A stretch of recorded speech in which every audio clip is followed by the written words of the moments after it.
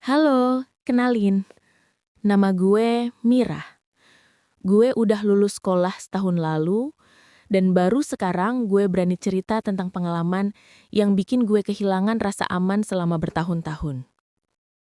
Semua ini terjadi saat gue masih kelas 9. Umur labil, lagi puber, dan baru aja putus sama pacar pertama setelah sekian lama pacaran. Gue benar-benar hancur waktu itu. Kerjaan gue cuma ngurung diri di kamar, nangis sampai mata bengkak kayak abis digigit lebah. Ngeliat gue kayak orang sakit hati kronis, malamnya ayah ngajak gue keluar buat beli makanan kesukaan. Gue ikut, biar kepala gue nggak pecah karena overthinking. Pas ayah keluarin mobil, tiba-tiba tetangga kami, Pak Darmo, lewat. Ayah cuma basa-basi ngajak ikut. Gue kira beliau bakal nolak. Taunya malah masuk ke mobil. Ayah nyetir di depan. Gue dan Pak Darmo duduk di tengah. Gue masih murung, dan entah kenapa, Pak Darmo mulai ngajak gue ngobrol. Awalnya cuma bercanda ringan. Sampai tiba-tiba, tangan dia mendarat ke bagian tubuh gue yang seharusnya nggak disentuh. Gue kaget, tapi pikiran gue menolak percaya. Gue mikir itu nggak sengaja.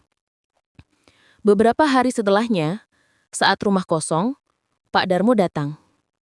Dia senyum, ngasih gue uang 100.000, lalu mencium gue.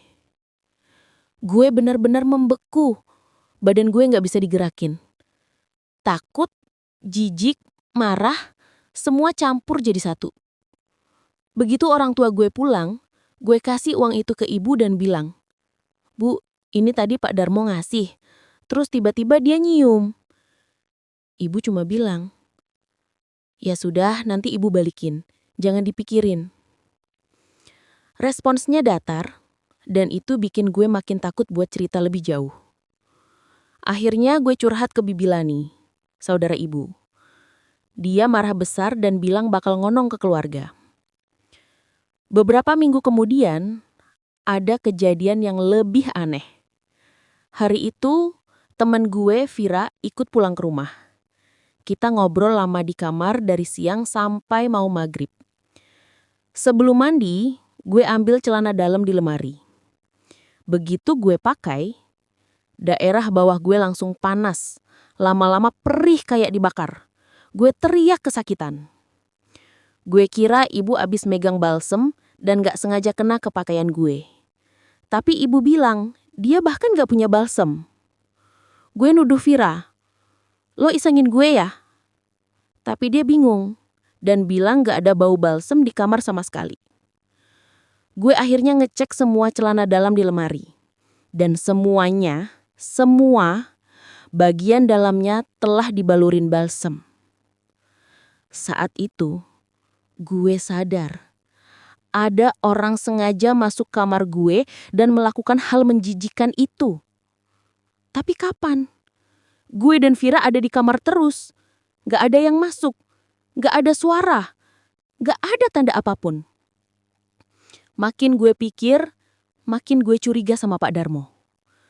Perilakunya sebelum-sebelumnya udah aneh, dan gue cuma pernah cerita tentang kamarku ke dia.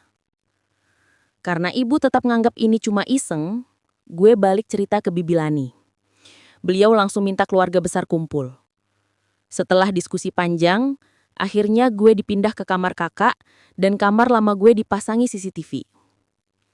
Esoknya, saat gue beberes pindahan, ayah nemu segumpal tanah dan rambut pendek bertebaran di kamar bekas gue. Kita cek CCTV dan hasilnya kosong. Gak ada orang masuk. Semua makin aneh. Ayah akhirnya manggil Pak Darmo dan ngobrol langsung. Dan benar, dia mengakui perbuatannya. Ayah ngancam bakal lapor warga dan ketua RT kalau dia berani ngulangin.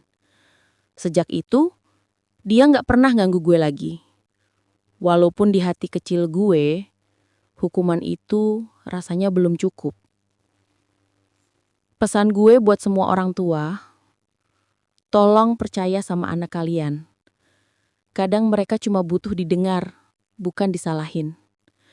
Rasa takut yang mereka simpan itu bisa bikin luka seumur hidup. Terima kasih udah mendengarkan cerita gue. Semoga kalian gak pernah ngalamin hal semacam ini. Sampai ketemu di cerita berikutnya.